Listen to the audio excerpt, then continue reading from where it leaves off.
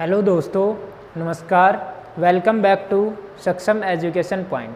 तो हमारा जो ऑर्गेनिक केमिस्ट्री का एक सफ़र चल रहा था, आज मैं उसका थर्ड लेक्चर लेके आया हूँ।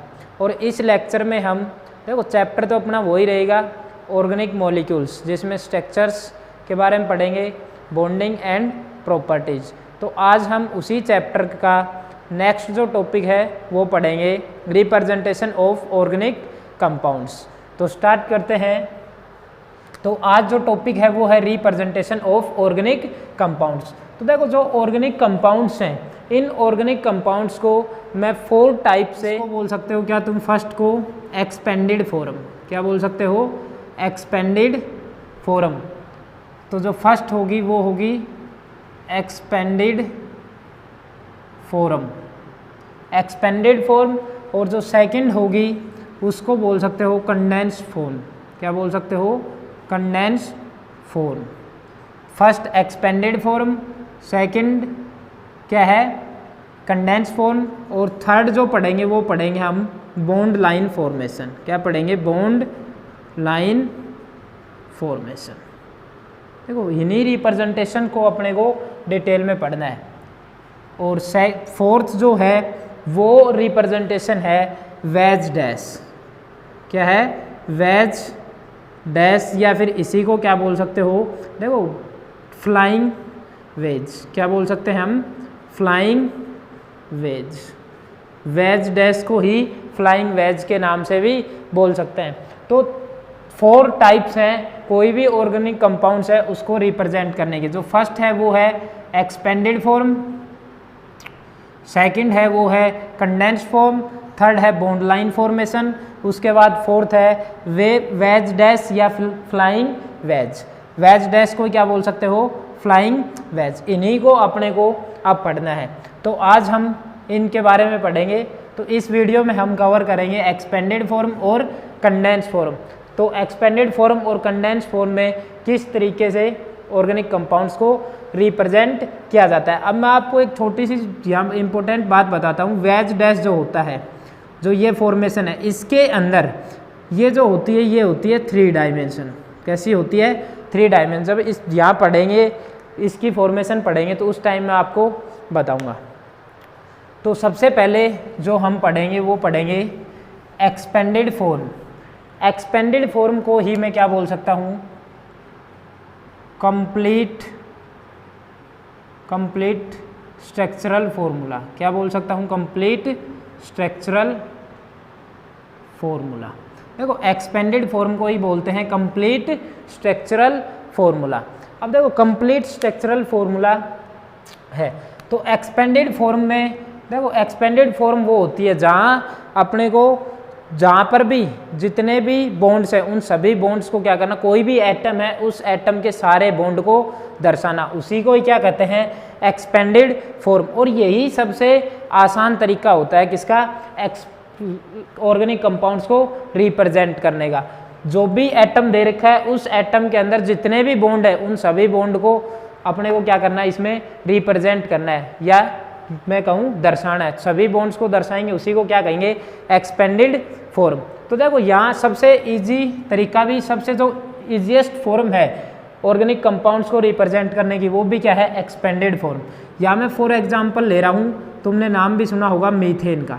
किसका? मीथेन का। तो मीथेन जो है इसका, तो यहाँ से देखो जब इसकी एक्सपेंडेड फॉर्म लिखूंगा तो ये कार्बन हो गया। अब कार्बन देखो एक तो क्या कर रहा है, जो ये अपने पास मीथेन है इसके अपने को हर बॉन्ड दर्शाने हैं। तो इस कार्बन की वैलेंसी क्या होती है? 4। तो ये क्या हो गया? एक्सपेंडेड फॉर्म हो गई किसकी? मीथेन की। तो ये मीथेन की एक्सपेंडेड फॉर्म हो गई।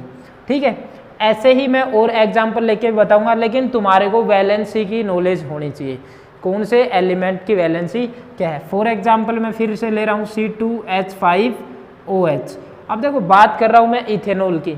तो यहाँ इथेनॉल जो है इसको जब एक्सपेंडेड फॉर्म में लिखेंगे तो देखो यही क्या है? एक्सपेंडेड फॉर्म है किसकी?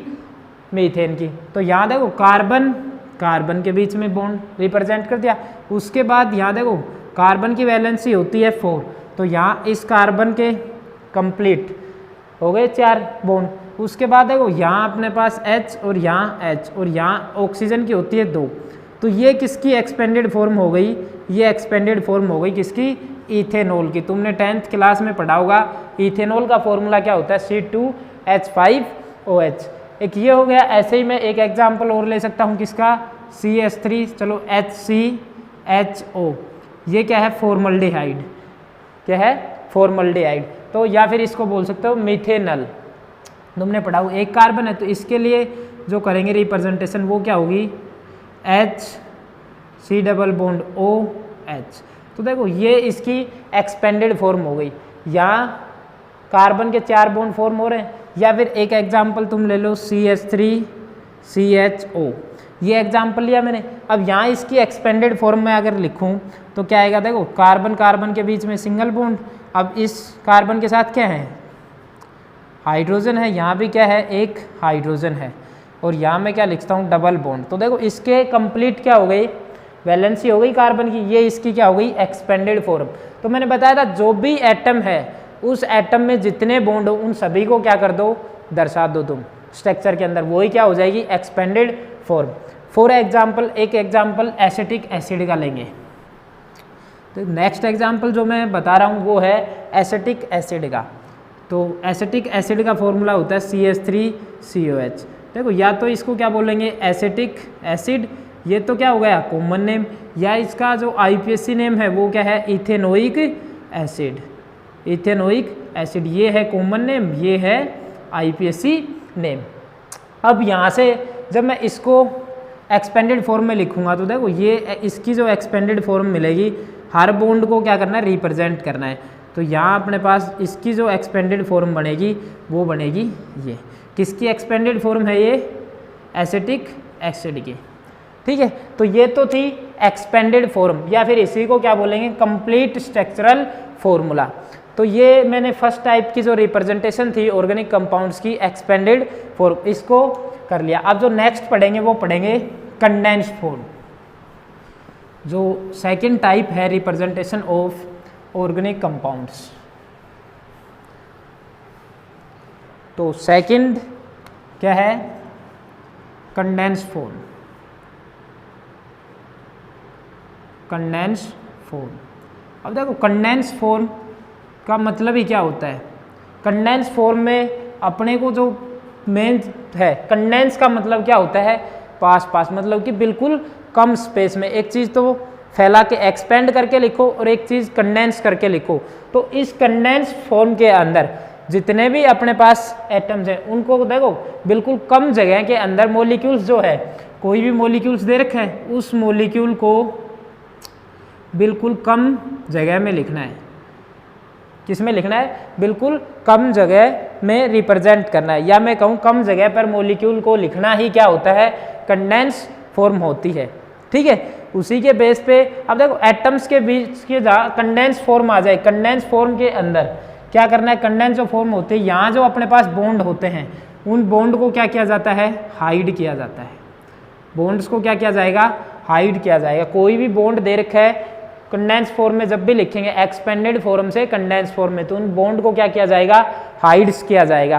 तो अब नेक्स्ट जो मैं देखो हाइड कर दें, अब इसका जो मेथड होता है, अगर तुम्हारे को कभी भी कंडेंस फॉर्म लिखनी हो तो इसके जो मेथड होते हैं, एक मेथड तो होता है कि इसके अंदर सबसे पहले एटम्स के बीच में क्या करो, सिंगल बॉन्ड रिप्रेजेंट करो। कोई भी एटम्स है उस एटम्स के बीच में क्या करो, सिंगल बॉन्ड लगा दो।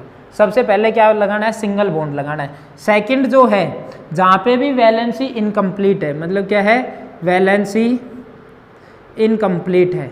अब वैलेंसी इनकम्प्लीट है वहाँ क्या करना है अपने को, ट्रिपल बॉन्ड लगाओ या फिर क्या लगाओ, डबल बॉन्ड लगाओ, और वैलेंसी को क्या करना है, कंप्लीट करना है।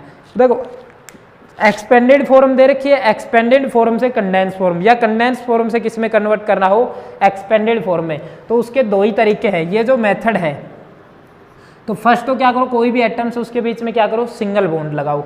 सिंगल बॉन्ड लगा दिया, उसके बाद अगर किसी एलिमेंट एटम की वैलेंसी कंप्लीट नहीं हो रही है तो उसके लिए क्या करो, या तो ट्रिपल बॉन्ड लगाओ या फिर क्या लगाओ, डबल बॉन्ड, ट्रिपल बॉन्ड या फिर डबल बॉन्ड। तो इस तरीके से क्या कर सकते हो, चेंज कर सकते हो। अब मैं आपको देखो एक क्वेश्चन के बेस पे आपको बताऊंगा कि कैसे एक्सपेंडेड फॉर्म, कंडेंस फॉर्म से एक्सपेंडेड फॉर्म में करने का तरीका तो बता दिया। अब तुम्हारे को कोई भी एक्सपेंडेड फॉर्म दे रखी है, तो मैंने एग्जांपल ले लिया सबसे पहले किसका, ब्यूटेन का ले लेते हैं, C4H10। ये ब्यूटेन का मोलिकुलर फॉर्मूला होता है, ये तो क्या है, मोलिकुलर फॉर्मूला, ठीक है। अब इसको देखो एक्सपेंडेड फॉर्म में लिखेंगे तो सबसे पहले तो कितने कार्बन है, 4, और H कितने हैं, 10। तो एक्सपेंडेड फॉर्म में तो अपने को हर एटम क्या करना है, हर एटम का बॉन्ड क्या करना पड़ता है, दर्शाना पड़ना। जितने भी बॉन्ड होंगे वो सभी बॉन्ड क्या करने पड़ेंगे, रिप्रेजेंट करने पड़ेंगे। तो ये तो क्या हो गई, एक्सपेंडेड फॉर्म हो गई। ये क्या है, एक्सपेंडेड फॉर्म है किसकी, ब्यूटेन की। ये एक्सपेंडेड फॉर्म है ब्यूटेन की, ठीक है। अब इसको मेरे को चेंज करना है किसके अंदर, इसको मैं चेंज करूंगा कंडेंस फॉर्म के अंदर। तो कंडेंस फॉर्म देखो ये अपने पास क्या थी, एक्सपेंडेड फॉर्म। एक्सपेंडेड फॉर्म से किस में चेंज करना है, कंडेंस फॉर्म में। तो कंडेंस फॉर्म में जब इसको चेंज करूंगा मैं, तो इसके कितने तरीके हो सकते हैं। देखो जब भी कंडेंस फॉर्म में, ये एक्सपेंडेड फॉर्म थी, ये एक्सपेंडेड फॉर्म है, तो इसको कंडेंस फॉर्म में चेंज करूंगा। तो सबसे पहले तो देखो मेरे को क्या करना है, मैंने तरीका बताया था कि एक्सपेंड फॉर्म से कंडेंस फॉर्म में जाएंगे सिर्फ सिंगल बॉन्ड, ये होगा। वो तो एक्सपेंड के लिए था, जब कंडेंस से एक्सपेंड में जाएंगे तो देखो इसको कंडेंस करके लिखूंगा। तो एक तरीका तो क्या है, CH3 CH2 CH2 CH3, एक तरीका तो ये हो गया कंडेंस का। देखो सिर्फ क्या करो, हाइड्रोजन वाले बॉन्ड को क्या कर दो, हाइड कर दो, और कार्बन कार्बन के बॉन्ड को रिप्रेजेंट दर्शाओ। सेकंड जो तरीका है वो है, अगर मैं ये सिंगल बॉन्ड भी हटा दूं तो ये इस तरीके से बनेगा, CH3 CH2 CH3। सेकंड तरीका ये हो गया। थर्ड जो तरीका हो सकता है, इसका मेथड हो सकता है कंडेंस फॉर्म को दर्शाने का, वो हो जाएगा CH3 CH2 whole twice CH3। देखो ये भी एक तरीका है कंडेंस करने का। ये क्या थे, CH2 CH2 दो थे, तो मैंने लिख दिया CH3 CH2 की होल ट्वाइस CH3। तो किसी भी एक्सपेंडेड फॉर्म को कंडेंस फॉर्म में कन्वर्ट करना है तो उसके लिए ये 3 तरीके हो सकते हैं, किसको, कंडेंस फॉर्म में चेंज करने के।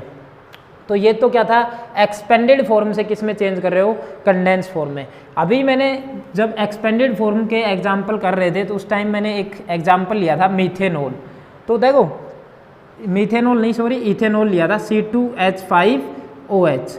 अब ये जो लिया था इथेनॉल, इसकी एक्सपेंडेड फॉर्म तो क्या होगी, इसकी एक्सपेंडेड फॉर्म लिखो पहले। तो देखो अगर तुम्हारे को किसी भी कोई भी मॉलिक्यूल दे रखा है, उसकी एक्सपेंडेड फॉर्म पता है, तो उसकी केमिकल प्रॉपर्टीज और मतलब केमिकल एंड फिजिकल प्रॉपर्टी आसानी से क्या कर सकते हो, तुम पहचान सकते हो। तो तुम्हारे को एक्सपेंडेड फॉर्म तो लिखनी आनी चाहिए। अगर एक्सपेंडेड फॉर्म आती है तो उसके लिए तुम कंडेंस फॉर्म भी लिख सकते हो, बॉन्ड लाइन फॉर्मेशन भी लिख सकते हो, और वेज डैश भी लिख सकते हो, या फिर उसको क्या बोलेंगे, फ्लाइंग वेज। तो ये हो गया। अब यहाँ से देखो, यहाँ जो कार्बन है उसके भी वैलेंसी की नॉलेज होनी चाहिए। तो ये इसकी क्या हो गई, एक्सपेंडेड फॉर्म हो गई। ये तो क्या है, एक्सपेंडेड फॉर्म है किसकी, इथेनॉल की।